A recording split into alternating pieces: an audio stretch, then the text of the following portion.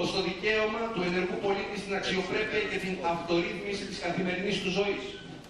Οι χριστιανοί Ρωμαίοι της Νόβα Ρώμα, σε αντίθεση προς τον ελληνικό κόσμο, που μάλιστα τον απεκάλεσαν Civitas Diaboli, δηλαδή πολιτεία του διαβόλου, Ευσέβιος Κεσαρίας, ΕΦΑ, ανέπτυξαν μια καθόλου πρωτότυπη βέβαια για τα μεσαιωνικά δεδομένα στιγνή θεοκρατία πάνω σε απρόσωπους και ταπεινωμένους πνευματικά και πολιτικά υπήκοους. Μια απόλυτη και αυταρχική εξουσία μοιρασμένη διαρχικά ανάμεσα στον αυτοκράτορα που μονοκρατούσε και τη δικαστική εξουσία και επιπλέον κατά κανόνα αποτελούσε επιθύμιο όργανο της Εκκλησίας και στην ίδια την Εκκλησία που αποτελούσε παντοδύναμη κοσμική και πνευματική αυταρχία. Στον ελληνικό κόσμο και στους καιρούς φυσικά που το έθνος των Ελλήνων δεν ήταν υπόδουλος σε ξένους κατακτητές, ο πολιτικός άνθρωπος είχε φροντίσει να ακυρώσει κάθε πιθανότητα αυταρχίας, ανακαλύπτοντας και αναδεικνύοντας τον θαυμαστό θεσμό που ακούει στο όνομα Βουληφόρος Αγορά. Πρόκειται για έναν ψυχογεωγραφικό χώρο που μέσα του η κίνηση των ιδεών, ο διάλογος και η λογική επιχειρηματολογία και γνώμη θεσμοποιούνται ως απαραίτητες προϋποθέσεις για την ανθρώπινη ιδιότητα.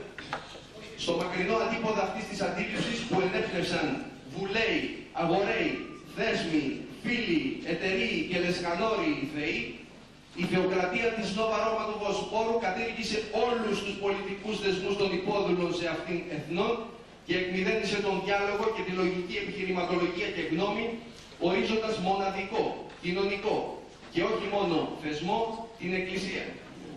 Το άτομο δεν δικαιούται πλέον να αγορεύει ενώπιον πλήθους ατόμων. Το δικαίωμα του λόγου το έχουν πλέον μόνο οι κρατούντες σε έναν εφιαλτικό λόγο δίχως αντίλογο και μήτε καν στους ναούς δεν επιτρέπονται οι ερωτήσεις ή οι αγορεύσεις από την απρόσωπη βάση. Ακόμη και το πολυθεϊστικό απομεινάρι της Ρωμαϊκής Κυκλήτου μετατρέπεται σε άφωνο σώμα, σιλέντσιο νεκροζώντανων που απλώς συγκεντρώνονται για να τους ανακοινωθούν οι αποφάσεις του αυτοκράτορα και των αξιωματούχων της Εκκλησίας. Σε ακόμη χειρότερη μοίρα βρίσκεται φυσικά ο εξαθλιωμένος μέσος υπήκοος της αυτοκρατορίας.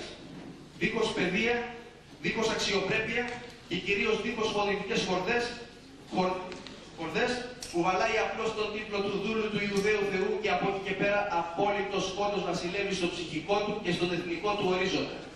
Για εθνική συνείδηση ούτε λόγος. Είναι παντελώς ανύπαρκτη. Το μόνο που αισθάνεται όντως να είναι ο υπήκοος της αυτοκρατορίας της Νόβα Ρώμα είναι χριστιανός και ανυπεράσπιστο θύμα των φοροεισπρακτόρων. Όταν έξω από την πόλη του παρατάσσονται οι Πέρσες, οι Άραβες μετά και αργότερα οι Τούρκοι, πάνε πολλές φορές